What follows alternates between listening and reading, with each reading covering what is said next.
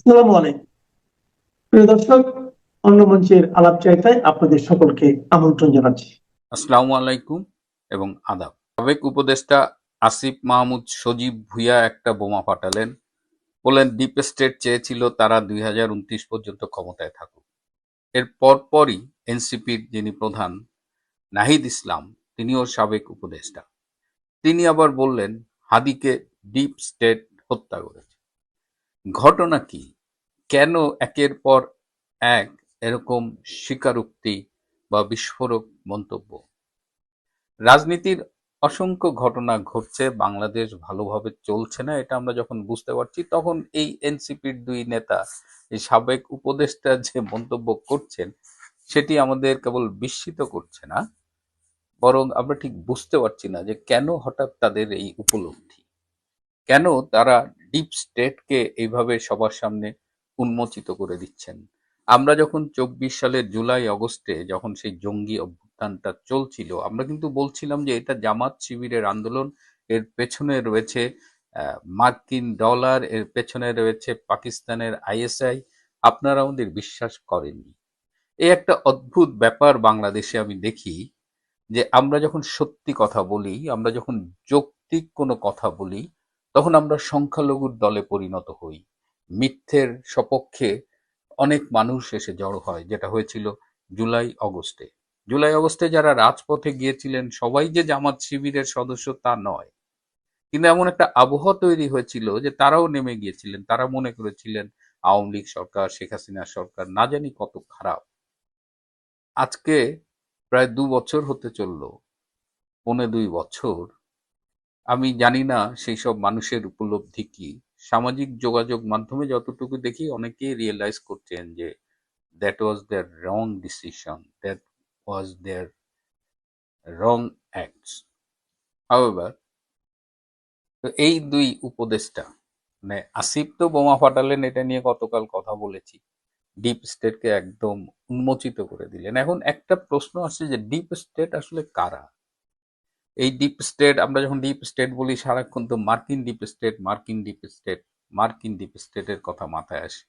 তাহলে কি মার্কিন ডিপ স্টেটের একটা বাংলাদেশ শাখা আছে? বাংলাদেশে কি একটা ডিপ স্টেট আছে? আমি অনেককে জিজ্ঞেস করেছি, আমি কোনো স্পেসিফিক আনসার পাইনি। সো এটা আসিফ নাহিদ এরা আরো স্পেসিফিক বলতে পারবে। কিন্তু আমরা দেখেছি যে জুলাইয়ের আগে, বিশেষ করে 2018-র পরে যে মুভমেন্ট গুলো হয়েছে, তখন আহ, কিছু লোক কিছু সংগঠনের ব্যানারে নিয়মিত সেমিনার করতেন।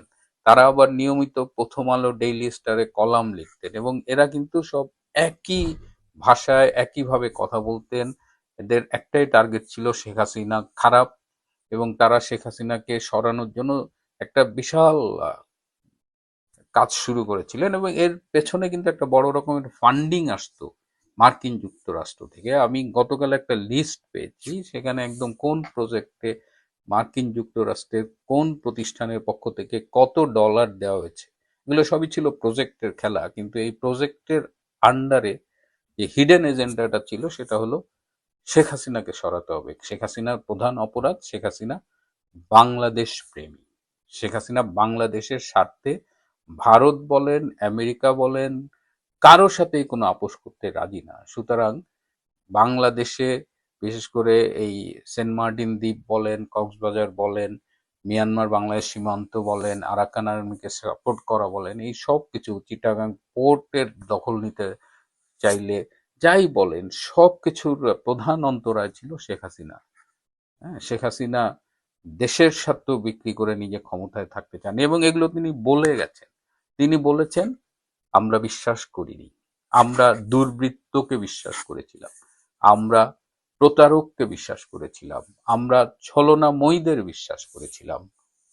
তার পরিণতি কি হতে পারে সেটা 18 মাসে ডক্টর ইনুস দেখিয়েছে। একজন বিশ্ব বাটপার, যিনি শান্তিতে নোবেল পেয়ে দেশটাকে অশান্তিতে ভরে দিয়েছিলেন। এবং 2006 সালে ডক্টর ইনুসকে নোবেল দেওয়া হয়েছিল বাংলাদেশকে মাথায় রেখে, এবং 2007 সালেই তাকে ক্ষমতায় আনার জন্য প্রাথমিক পরিকল্পনাটা করা হয়েছিল। কিন্তু সেবার তিনি ওই 2 বছরের ক্ষমতা হবে না, 10 বছরের ক্ষমতা চাই, আলটিমেটলি তিনি হননি। কিন্তু তিনি বেঁচে আছেন, 86 বছর হয়ে গেছে তার।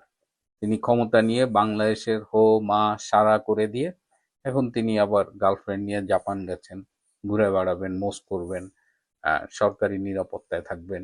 কিন্তু আমাদের এই বাচ্চা উপদেষ্টা দুইটা, এরা কেন এই সরল স্বীকারোক্তি দিচ্ছেন, সেটা নিয়ে যখন আমি ভাবছি, আমার কাছে কয়েকটা ব্যাখ্যা মাথায় এসেছে।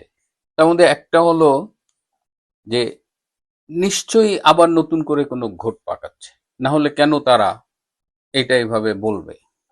এখন ডিপ স্টেট যাদের পক্ষ থেকে এরা মাঠে নেমেছিল, যাদের ভাড়াটে হিসেবে এরা খেটেছিল, এই ডিপ স্টেট আসলে এত সুদূর প্রসারী এবং গভীরভাবে ষড়যন্ত্রগুলো করে, যেগুলো আমার আপনার পক্ষে ভাবা সম্ভব না। আমরা হয়তো কিছু ক্লু দিতে পারি, যেমন এখন আমি বলতে পারি যে এরা যেহেতু এই বিষয়গুলো বলছে, নিশ্চয়ই এদের নতুন কোনো ধান্দা আছে, কিন্তু স্পেসিফিক আবার কি ষড়যন্ত্র করছে সেটা কিন্তু আমরা খুব সুনির্দিষ্ট করে বলতে পারবো না। হয়তো বলবো যে যে নতুন সরকারটা আসছে, তারেক রহমান তার প্রতি নতুন করে চ্যালেঞ্জ ছুড়ে দিচ্ছে, তারা সরকার বিরোধী আন্দোলন করবার জন্য কোনো ইস্যু খুঁজতেছে বা পথ খুঁজতেছে, সেখানে আবার তারা দেশি বিদেশি ডিপ স্টেটের সমর্থন চাচ্ছে, এটা হইতে পারে।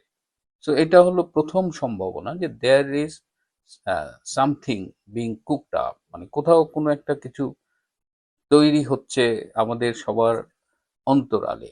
দ্বিতীয় হতে পারে যে আসলে এগুলো তাদের ইমম্যাচিউরিটি। এই যে ছেলেগুলা, এগুলো হলে ছাত্রলীগের লুঙ্গির তলায় থাকতো, কেউ কেউ কোনো গোপন পরিচয় থাকতো, এদের তো কেউ চিনতো না।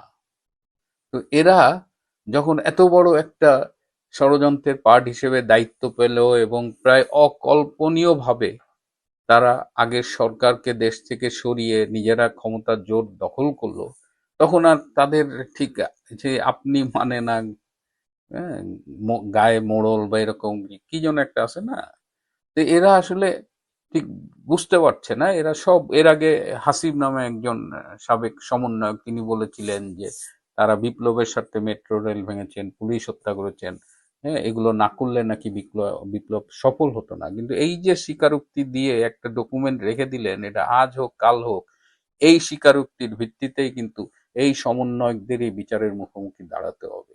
কিন্তু ওই যে ইম্যাচিউর বলে দিয়েছেন, এই ইম্যাচুরিটির এটা একটা কারণ হতে পারে। আর একটা কারণ হতে পারে যে প্রচন্ড হতাশা থেকে তারা এগুলো বলছেন, যে তারা তো 2024 জুলাই আগস্টের এই জঙ্গি অভ্যুত্থানের পরে তারা তো ন্যাশনালি একটা হিরো হিসেবে আবির্ভূত হয়েছিলেন। কাক যেমন ময়ূর পুচ্ছ লাগালেই ময়ূর হয়ে যায় না, তো এই আপাত দৃষ্টিতে হিরোগুলো কিন্তু অচিরেই স্বরূপে আবির্ভূত হয়েছেন। তাদের সামনে একটা সুযোগ এসেছিল, বাংলাদেশের যতটুকু পরিবর্তন প্রয়োজন আমরা চাই, মানুষ প্রত্যাশা করেছিল সেটি করার। কিন্তু তারা কি করেছে? তারা মব সন্ত্রাস কায়েম করেছে। তারা অর্থনৈতিকভাবে প্রচন্ড অসৎ ছিল। তারা যারা হোস্টেলে ঠিকমতো খাইতে পারতো না, কোনো মতে পাতলা ডাল একটু মাংস সবজি দিয়ে ভাত খাইতো, তারা এক একজন এখন শত শত কোটি টাকার মালিক। এই যে আসিফ ভুঁইয়া বলেন, নাহিদ ইসলাম বলেন, সক্রেটিস মাহফুজ বলেন, হাসনাত আবদুল্লাহ বলেন, সার্জিস বলেন, এরা সব শত শত কোটি টাকা কামাই করেছে। এরা আমাদের সংস্কারের কথা বলেছে, স্বপ্নের কথা বলেছে, পরিবর্তনের কথা বলেছে। হ্যাঁ, শেখ হাসিনার কত দোষ, এই শেখ হাসিনা তো এদের তুলনায় সহস্র গুণ ভালো, যদি কম্পেয়ার করতেই হয়। কম্পেয়ার আসলে হয় না, আপেলের সাথে তো আর মাকাল ফলের কম্পেয়ার হয় না। তো এখন তারা এখন তাদের যে পতন ঘটেছে, তারা যে ছাত্র জনতার কাছে আর গ্রহণযোগ্য কেউ নেই, তাদের এখন জামাতের সি টিম, অরিজিনালি সেই জামাতের সাথে জোট বেঁধে আহ, ভুয়া ভোটে, সন্ধ্যার ভোটে, এমনকি হেরে যাওয়ার পরেও হ্যাঁ জোর করে তাদের এমপি হতে হয়। তো তারা এটা হয়তো মানতে পারতেছে না, কিন্তু তাদের অবস্থানটা দেশবাসীর কাছে ক্লিয়ার, তাদের এখন আর প্রয়োজন নেই। ডিপ স্টেট কি তাদের উপর আর বিশ্বাস করে? ডিপ স্টেট তো তাদের ব্যবহার করে ছুঁড়ে ফেলেছে। আমার এক বড় ভাই চমৎকার একটা উদাহরণ দিয়েছে, এটা বলতে একটু সংকোচ হচ্ছিল, কিন্তু আমার কাছে মনে হচ্ছে যে আমার এই প্রোগ্রাম যারা শোনেন সবাই আমরা অ্যাডাল্ট। হ্যাঁ, কন্ডোম ব্যবহারের পরে ছুঁড়ে ফেলতে হয়। তো এইসব সমন্বয়ক, মায়ে খাদানো বাপে তাড়ানো, এই টোকাই সমন্বয়কগুলো আসলে কন্ডোমের মতো। এরা ডিপ স্টেটকে চেনে না। বাংলাদেশে 1975 সালে বঙ্গবন্ধু হত্যায় অনেককে ব্যবহার করা হয়েছিল, তার মধ্যে একজন ছিল আওয়ামী লীগেরই নেতা, বঙ্গবন্ধুর খুব ঘনিষ্ঠ খন্দকার মোস্তাক হোসেন। সে মোস্তাক কিন্তু বছরের পর বছর জেল খেটেছে 75-এর পরে। 81 দিনের মাথায় তাকে ছুঁড়ে ফেলে দেওয়া হয়েছে। তো এরকম রাজনীতিতে ব্যবহৃত হওয়ার পরে কন্ডোমের মতো যে নিক্ষিপ্ত হয়েছে, এটা নতুন কিছু না। তো এই আসিফ, নাহিদ বা যারা আজকে মনে করছে যে একসময় ন্যাশনাল হিরো ছিলাম, এখন কি হলো, তোমরা বাবা কন্ডোমের পরিণতি আজকে ভোগ করতেছো। Nothing new. বাংলাদেশে যে সর্বনাশটা হয়েছে, একদিন না একদিন ডেফিনেটলি এর থেকে আমাদের উত্তরণ হবে, এবং সেটা আমরা চাই যে খুব বেশি দেরি যেন না হয়। বাংলাদেশ অলরেডি অনেক পিছিয়ে গেছে, কেউ বলে 50 বছর, কেউ বলে 100 বছর। সেখান থেকে ঘুরে দাঁড়ানোর জন্য আমাদের একজন শেখ হাসিনা দরকার। শেখ হাসিনার কোনো বিকল্প এই মুহূর্তে বাংলাদেশে নেই। যারা আমার সাথে তর্ক করতেন যে একজন মানুষের বিকল্প কেন থাকবে না, এটা যদি কেউ মারা যায় বা কাজ করতে না পারে সেটা অন্য কথা, কিন্তু the best options we have at this moment, আমি সবসময় বলি বাংলাদেশের the best crisis manager and she is Sheikh Hasina. সুতরাং এসব টোকাই, এরা আজকে নিজেদের ফাঁদে নিজেরা আটকা পড়েছে, ব্যবহৃত হচ্ছে। এদের আর গোনার টাইম বাঙালির নেই। যে প্রথমত হচ্ছে যে 25শে মার্চের যেই কাল রাত্রিটা আসছিল ইস কামিং, এটা মোটামুটি বাংলাদেশ আওয়ামী লীগের নেতৃত্বস্থানীয় কর্মীরা, বঙ্গবন্ধু, ওনারা টের পাচ্ছিলেন যে সৈন্য সমাবেশ হচ্ছে, হত্যাকাণ্ডের জন্য একটা বড় ধরনের অ্যাটাকের জন্য একটা প্রস্তুতি পর্ব, এইটা মোটামুটি সবাই সেখানে বুঝে গেছে, নিজেদের ভিতরে কথাবার্তাও হচ্ছে। আমি না ওই ইতিহাসটাতে আর যাবো না, এটা সংক্ষেপেই সারি। বঙ্গবন্ধু যেটা করলেন, নুরুল হক নামে একজন ইঞ্জিনিয়ারকে তিনি আগেই বলে রেখেছেন যে তিনি যাতে একটা তার ট্রান্সমিটারটা তিনি যাতে রেডি রাখেন। এবং ইতিহাস যেটা বলছে, ইতিহাস হচ্ছে যে বঙ্গবন্ধু গ্রেফতার হওয়ার পূর্বে, এবং বঙ্গবন্ধুকে কিন্তু শেষ তার সাথে গোলাম মুর্শিদ নামে এক ভদ্রলোক শেষ পর্যন্ত ওনার বাসা থেকে বের হয়। এবং আমার আমার আরেকটা তথ্য আমি আপনাকে একটু দেই, এটাও একটা ইন্টারেস্টিং তথ্য আপনাকে দেওয়া প্রয়োজন। সেটা হলো, আজকে আমি যে ডকুমেন্টসটা দেখাবো সেটা এখনই আসলে একটু বের করি, তাহলে কথা বলতেও সুবিধা হবে। এইটা হচ্ছে 26শে মার্চের পত্রিকা, এর আগেও আমি দেখিয়েছিলাম আপনাকে একটা প্রোগ্রামে।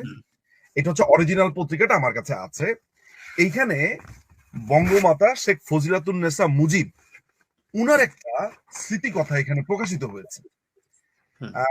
এই স্মৃতি কথাটা আপনার দেখেন, এই যে এইখানে আছে, এই জায়গাতে আছে, দেখতে পেয়েছেন? শুরু থেকেই আমি ইয়াকে বিশ্বাস করতাম না, বেগম মুজিব। ইন্টারেস্টিং ব্যাপার, এই আর্টিকেলটা আমি আজকে পড়লাম বসে বসে, যেখানে দেখতে পেলাম যে ওই দিন যখন বঙ্গবন্ধুকে গ্রেফতার করা হয়, সেদিন দলের অনেক নেতা কর্মীরা ওই বাসাতে লুকায়মন অবস্থাতে ছিল। কেউ ওয়ার্ড্রপের মধ্যে, কেউ আপনার খাটের নিচে পেছনে। এবং আর্মিরা এসে বঙ্গবন্ধুকে যখন নিয়ে গেল, ইজ অ্যারাউন্ড লাইক 1:30, বঙ্গবন্ধু তার আগে তার যে লিখিতভাবে তিনি এটা দিয়ে দিয়েছেন, যেটা পরবর্তী সময় আপনারা জানেন যে এইটা লিখিতভাবে এটা তখন প্রচার করা হয় যে স্বাধীনতার কথা। এবং এইটাই 26শে মার্চ সারাদিন এম এ হান্নান তিনি তখন এটা প্রচার করেন, বিকাল বেলায় প্রচার করেন, সন্ধ্যাবেলাতে আরেকবার প্রচারিত হয়, এভাবে সারাদিন এটা প্রচার করতে থাকে। আরেকজন আছেন আপনার সন্দীপ, ওনার লাস্ট নেমটা আমি আসলে প্রথম নেমটা আমি ভুলে গেছি, আব্দুল কাশেম সন্দীপ মনে হয়, নামটা আমি ভুলে গেছি আসলে। যাই হোক, সোজা কথা হচ্ছে যে 3 বার ওই দিন পঠিত হয় এই স্বাধীনতার ঘোষণা, এবং এগুলো নানানভাবে কনফার্মড হয়েছে যে এই যে স্বাধীনতার ঘোষণা, এবং এই স্বাধীনতার ঘোষণার যে ট্রান্সক্রিপ্টটা আছে টেলিগ্রাম আকারেও, সেটা আপনার পরবর্তী সময় পাওয়া গেছে, কুষ্টিয়া থেকে পাওয়া গেছে, এবং ইন্ডিয়াতেও সেটা পৌঁছেছে। এখন ইন্টারেস্টিং ব্যাপারটা হলো, এই যে আমি আপনার কাছে দাবিটা করলাম যে বঙ্গবন্ধু একটা স্বাধীনতার ঘোষণা লিখেছে, সেইটা প্রকাশিত হয়েছে, সেইটার টেলিগ্রাম আকারে সবাই পেয়েছে, আমার এই দাবিটা আপনি কেন বিশ্বাস করতে যাবেন? ওয়াই? আমার তো এটা সপক্ষে কিছু প্রমাণ আপনাকে দিতে হবে না, প্রথমত। আমি ঐতিহাসিক ফ্যাক্টটাকে বলে নেই, এরপর আমি আপনাকে কিছু লজিক্যাল গ্রাউন্ডে যাব, তারপরে আরো কিছু প্রমাণপত্রে যাব। ফ্যাকচুয়াল গ্রাউন্ডের জায়গাটা হচ্ছে যে 26শে মার্চ গতকালকে আমি আমার ফেসবুকে 41টা পত্রিকা আপলোড করেছি। 41টা পত্রিকা, 42টা পত্রিকা আমি আপলোড করেছি টোটাল। এই 42টা পত্রিকা একটাও আমাদের দেশের পত্রিকা না। ধরেন সেই বাল্টিমোরের পত্রিকা, নিউ ইয়র্কের পত্রিকা, কানাডার টরন্টোর পত্রিকা, আইরিশ পত্রিকা, ডেইলি টাইমস, মিরর, সান, পোস্ট, মানে সারা পৃথিবীর পত্রিকা তারা বলছে যে বঙ্গবন্ধু একটা স্বাধীন রাষ্ট্রের ঘোষণা দিয়ে দিয়েছে এবং সেই ট্রান্সক্রিপ্টটা তাদের কাছে আছে। তারা সেইটা থেকেই নিশ্চিত হয়ে তারা সেটা বলছে। আপনি বললে আমি পড়ে শোনাতে পারি, but this is the fact, যেটাকে জেনে রাখা প্রয়োজন বলে আমি মনে করি। তাহলে ধরা যাক যে আমি আমার ইতিহাস নিয়ে আমি আমার মতো করে বললাম, কিন্তু Baltimore daily, daily mirror, daily Times, Telegraph, guardian, morning Herald, তারপরে হচ্ছে যে পৃথিবীর এত এত দেশের পত্রিকা, প্রায় এই তো আপনাকে 41টা পত্রিকার কথা বললাম, তাদেরকে তো ভাই আমি টাকা দিয়ে কিনতে পারবো না, বা তাদেরকে দিয়ে আমি ইতিহাস ডিস্টর্টও করাতে পারবো না। মানে এটা কি সম্ভব কিনা? তো সেখানে প্রকাশিত হয়েছে। এর কারণ হচ্ছে কি, আমি আপনাকে যে টেলিগ্রামটার কথা বলছি, যে স্বাধীনতার ঘোষণার কথা বলছি, সেটা প্রত্যেকে নিশ্চিত হয়ে লিখেছে। তারা সোর্স দিয়েছে, এই সোর্স থেকে তারা পেয়েছে, ওই সোর্স থেকে পেয়েছে, এগুলো বলা আছে। এইটা গেল ফ্যাকচুয়াল গ্রাউন্ড। আচ্ছা, এখন প্রশ্ন হলো যে আমাদের মুক্তিযুদ্ধের সবচাইতে বিশ্বাসযোগ্য নথি কোনটা? আমাদের মুক্তিযুদ্ধের স্বাধীনতার ঘোষণাপত্র। স্বাধীনতার ঘোষণাপত্র আমাদের সবচাইতে, এটাকে বলা হয়, যেমন একটা বাচ্চা হলে আমরা মিউনিসিপ্যালিটির কাছে গিয়ে কি করি, বা ওয়ার্ড কমিশনের কাছে গিয়ে আমরা জন্ম সনদটা নিয়ে নেই না, জন্ম সনদটা নেই। ঠিক একইভাবে বাংলাদেশ যে জন্ম নিয়েছে, এই জন্ম সনদ হচ্ছে আমাদের স্বাধীনতার ঘোষণাপত্র। ঠিক আছে, বঙ্গবন্ধু কি বলেছিলেন এটাও একটু জানা দরকার। This may be my last message from today. Bangladesh is independent. I call upon the people of Bangladesh, wherever you might be and with whatever you have, to resist the army of occupation to the last. Your fight must go on until the last soldier of the Pakistan occupation army is expelled from the soil of Bangladesh and final victory is achieved. এখন কাহিনী যেটা হচ্ছে যে এই বক্তব্যটা যে উনি দিবেন সেটা উনি বলে দিয়েছেন 7ই মার্চে। উনি বলেছেন, আর যদি একটা গুলি চলে, আমার কথা কি আমি বোঝাতে পারলাম? আর যদি একটা গুলি চলে, তোমাদের যা কিছু আছে তা নিয়ে ঝাঁপিয়ে পড়বা। তারপরে উনি ঘোষণাটা আসলে, মানে উনি ঘোষণাটা কি, উনি 7 তারিখে বলে রেখেছেন যে কোন মুহূর্তে তুমি ঝাঁপা পড়বা, কোন মুহূর্তে তুমি আর অন্যদিকে তাকাবা না, শোনো কি শোনো না। এখন এটা যদি হয় 26 তারিখের কথা, পত্রিকার কথা, আমি আমাদের জন্ম সনদের ছিলাম, জন্ম সনদে আসি। এইটা হচ্ছে প্রথমে একটু দেখা নেই, এইটা হচ্ছে বাংলাদেশের স্বাধীনতার দলিল পত্র। কেমন দলিল পত্র, এটাও একটু দেখা নেই। আমার মনে হয় যে আমি না সবচেয়ে বেশি কনসার্ন হচ্ছে যে এই সময়ের তরুণীদের জন্য, যাতে তারা মিসলেড না হয়। দেখেন তো যে এইটার প্রকাশকালটা কখন, 1982 সালের নভেম্বর। দেখা, এই যে এইখানে আছে, এই যে এইখানে আছে, দেখেছেন? আচ্ছা, তার মানে তখন বাংলাদেশ আওয়ামী লীগ ক্ষমতাতে নাই, তাই তো? সো আমাদের পক্ষে এটা লেখাও সম্ভব না। হাসান হাফিজুর রহমান তিনি এইটা সম্পাদনা করেছেন। আমরা তাহলে যাই যে কি লিখেছেন। আমরা তো ক্ষমতাতে নাই, আমাদের তো অবস্থা খুবই খারাপ, আমাদের তখন দল কয়েক ভাগে বিভক্ত, নানান ধরনের ঝামেলার মধ্যে তো আমরা দিয়ে যাচ্ছিলাম Bangladesh Awami League.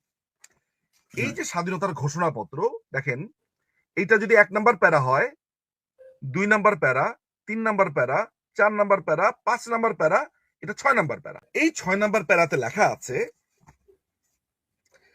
whereas in the facts and circumstances of such treacherous conduct, Bangabandhu Sheikh Mujibur Rahman, the undisputed leader of the 75 million people of Bangladesh, in due fulfillment of the legitimate right of self-determination, of the people of Bangladesh duly made a declaration of independence at Dhaka on March 26, 1971, and urged the people of Bangladesh to defend the honor and integrity of Bangladesh. এটা আমাদের জন্ম সনদে লেখা আছে। নমস্কার, আমি তরুণ ঘোষ। পশ্চিম এশিয়ার যুদ্ধ এবার দক্ষিণ পূর্ব এশিয়ায় ছোঁয়া লাগতে পারে, যে কোনো দিন যে কোনো সময়, হয়তো 1 মাস 2 মাস 3 মাস সময় লাগবে, কিন্তু লাগার সম্ভাবনা কিন্তু প্রচন্ড বেশি। এখন আপনাদের সবার মনে আছে পাকিস্তান কিছুদিন আগে একটা কথা বলেছিল, আব্দুল বাসিত, আমাদের পাকিস্তানের যিনি প্রাক্তন রাষ্ট্রদূত ভারতে যিনি ছিলেন, আব্দুল বাসিত, তিনি বলেছিলেন আমেরিকা যদি বা ইরান যদি পাকিস্তানকে আক্রমণ করে তাহলে পরে ভারতকে আমরা পাল্টা আক্রমণ করব দিল্লি এবং বোম্বাইতে মিসাইল মেরে। এটা যে ফাঁকা আওয়াজ ছিল না তা নয়, এর পেছনে কিন্তু অনেক বড় চক্রান্ত রয়েছে। চক্রান্তটা ফাঁস হয়েছে রাশিয়া এবং ভারতের যৌথ গোয়েন্দা তথ্য আদান প্রদানে। এখন ব্যাপারটা হচ্ছে কিভাবে যুদ্ধটা ছড়াচ্ছে। দেখুন, প্রথমে আমেরিকার ইসরায়েল শুরু হলো একে দিয়ে, ইরানকে দিয়ে। ইরান মারতে শুরু করলো উপমহাদেশীয় যে দেশগুলো রয়েছে 6টা দেশ, সেই 6টা দেশকে আক্রমণ করলো। এবারে 6টা দেশের মধ্যে একটা দেশের সঙ্গে, সৌদি আরবের সঙ্গে পাকিস্তানের একটা সামরিক চুক্তি হয়েছে। এখন পাকিস্তান তো ওখানে গিয়ে লড়বে না, এখন তো সৌদি বারবার চাপ দিচ্ছে যে তুমি আমাদের থেকে টাকা নিয়েছো। এবার সৌদি কি করছে, সৌদি এখন চাপ দিচ্ছে তুমি ইরানকে মারো অথবা তুমি কোনো অ্যাকশন নাও যাতে আমাদের ওপরে আঘাতটা আর না আসে। এখন পাকিস্তানের হাতে কি অস্ত্র রয়েছে? পাকিস্তান এখন ভাবছে যে ভারতবর্ষ সাপোর্ট করে কাকে? ভারতবর্ষ সাপোর্ট করে আমাদের কি বলে আফগানিস্তান এবং বালুচিস্তানকে, এবং টিটিপিকে দিয়ে সিন্ধ প্রদেশ, বালুচিস্তান এবং খাইবার পাখতুনখোয়া এগুলোকে বিচ্ছিন্ন করার চেষ্টা করছে।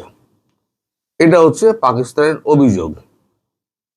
আর আরো একটা পাকিস্তানকে খেপিয়ে দিয়েছে, সেটা হচ্ছে ইরানের সঙ্গে ভারতের যে চুক্তি হয়েছে সেই চুক্তি অনুযায়ী ভারত কিন্তু হরমুজ প্রণালী দিয়ে ভারত নির্বিঘ্নে তেল নিয়ে আসছে। অথচ পাকিস্তানের জাহাজ যখন হরমুজ প্রণালীতে ঢুকেছিল তখন হরমুজ প্রণালী থেকে পাকিস্তানের জাহাজকে ফিরিয়ে দেওয়া হয়েছে। এমনকি চীনের জাহাজকেও ফিরিয়ে দেওয়া হয়েছে। চীনের জাহাজকে ফিরিয়ে দেওয়ার অর্থ কি? চায়না তো বরাবর ইয়েনে ব্যবসা করে।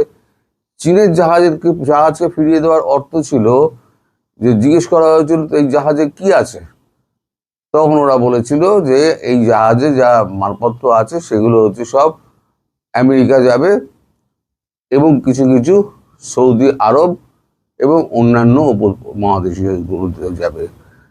তখন IRGC বলেছে আমাদের এখান থেকে শত্রুপক্ষের কোনো জিনিস আমরা যেতে দেবো না, তোমরা তেল নিয়ে যাও, আমাদের কোনো অসুবিধে নেই, তোমরা ইয়েনে ব্যবসা করো, আমাদের কোনো অসুবিধে নেই, কিন্তু আমরা শত্রুপক্ষের জিনিস কেউ যেতে দেবো না।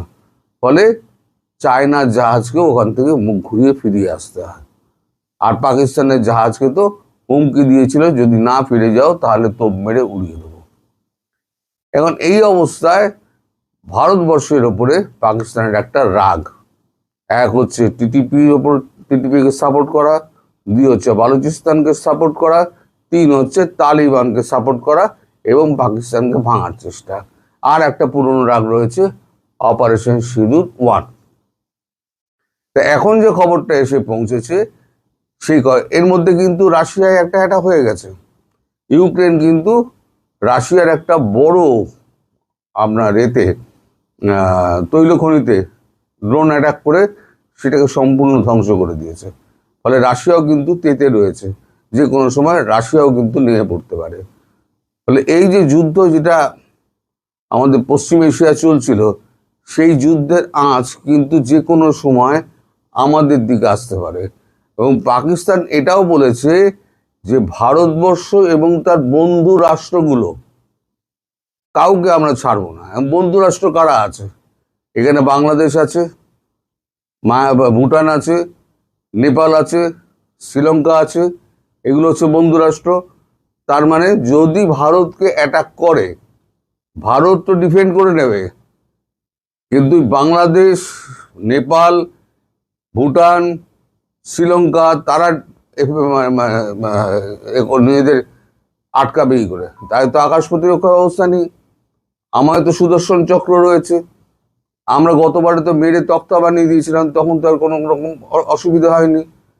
এবারে কিন্তু এই চক্রান্তটা কিন্তু ওরা কিন্তু ধীরে ধীরে ধীরে ধীরে একটা ফলপ্রসূর দিকে যাচ্ছে। এবং কিছুদিন আগে আপনাদের মনে থাকতে পারে, আপনাদের কাগজে নিশ্চয়ই বেরিয়েছিল যে পাকিস্তান এখন 8,000 কিলোমিটারের মিসাইল বানাচ্ছে। তখন আমরা আলোচনা করেছিলাম, তাহলে কি আমেরিকায় বানাবে, এ করবে, মারবে?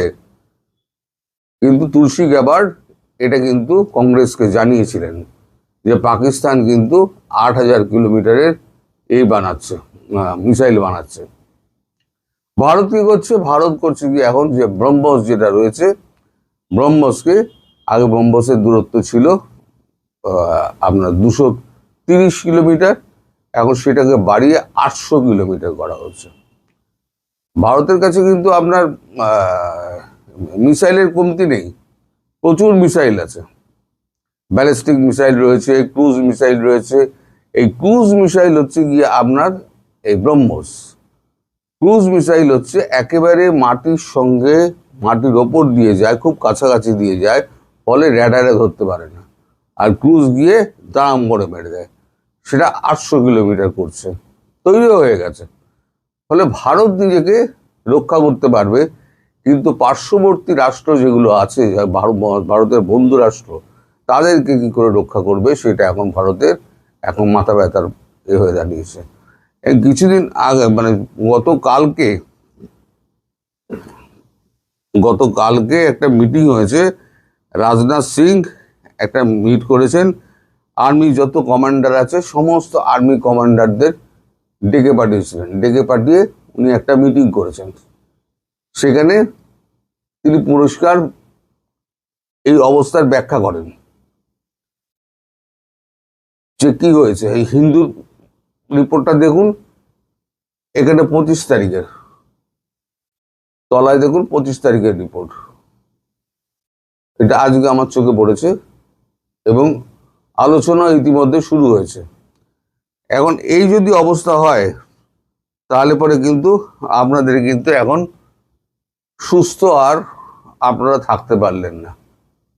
যদি এখানে অপারেশন সিঁদুর যদি 2 শুরু হয়ে যায়, ভারত তো বেঁচে যাবে, সুদর্শন চক্র রয়েছে, ভারতের গায়ে একটাও পড়বে না। কিন্তু মুশকিল হচ্ছে ভারতের পার্শ্ববর্তী রাষ্ট্র যেগুলো আছে, বাংলাদেশ আছে, পাকিস্তান রয়েছে, বাংলাদেশ রয়েছে, ভুটান রয়েছে, তারপর নেপাল রয়েছে, ওদিকে শ্রীলঙ্কা রয়েছে, মালদ্বীপ রয়েছে। মালদ্বীপকে বাঁচাবেই করে, সেটা একটা দ্বীপের মতো, তোকে বাঁচাবেই করে। তাহলে এদের নিয়ে এখন কিন্তু ভারত খুব মুশকিলে পড়েছে। এছাড়া আর একটা ওদের রাগ আছে পাকিস্তানের। আর এই যে আমি আগে বলে দিই, এই যে অস্ত্র ফস্ত্র সাপ্লাই কে দেবে জানেন তো? সাপ্লাই দেবে কিন্তু চীন। চীন সামনে আসবে না, চীন কোনোদিন সামনে আসে না, চীন পেছন দিক দিয়ে খেলে। কারণ চায়না দেখে যে আমি কেন বেকার অস্ত্রটা আমি খরচা করতে যাব, বরং আমি অস্ত্রটা পাকিস্তানকে দিই, টেস্টিংও হয়ে যাবে, যদি মরে তো ওরা মরবে, আর যদি ভালো হয় তাহলে পরে বেরিয়ে গেল যে ভালো অস্ত্র। তার মানে চীন করবে কি, পেছন দিক দিয়ে সাহায্য করবে। যদি এখন এই দিকে যাবে তো মনে হচ্ছে যাবেই, 2-3 মাসের মধ্যে হয়তো পরিস্থিতি খুব খারাপ হতে পারে। আপনারা কিন্তু এই যে ইরান আর ইসরায়েল ইউএসএ যুদ্ধ থেকে আপনারা মুখ ফিরিয়ে নিচ্ছেন না, আপনারা জানেন না যে আপনারা কতটা ভুল করছেন। এই যুদ্ধের আজ কিন্তু আমাদের গায়েও এসে পড়বে, সেটা কিন্তু সময় বলে দিচ্ছে যে আমরা কিন্তু সেই আঁচ থেকে কিন্তু আমরা কিন্তু গা পুড়তে লেগেছে। আর খুব বেশি দিন দেরি নেই, হয়তো খুব শিগগিরই একটা সিঁদুর দ্বিতীয় দেখতে হবে। আর সিঁদুর দ্বিতীয় যদি হয় তাহলে ভারতবর্ষ বেঁচে যাবে, কিন্তু আপনাদের দেশ যেগুলো পার্শ্ববর্তী আছে সেগুলো কিন্তু খুব মুশকিলে পড়বে। তখন আপনারা কি করবেন? ফলে আপনারা ওদিকে হচ্ছে, ওদিকে কেন আমরা দেখতে যাব, এই অবস্থায় যদি আপনারা বসে থাকেন না, তাহলে আপনারা খুব ভুল করবেন। পরিস্থিতির দিকে নজর রাখুন এবং সাবধানতা অবলম্বন করুন। আমি এটা আগাম বলে দিলাম আপনাদের অনেকদিন আগেই। এবার থেকে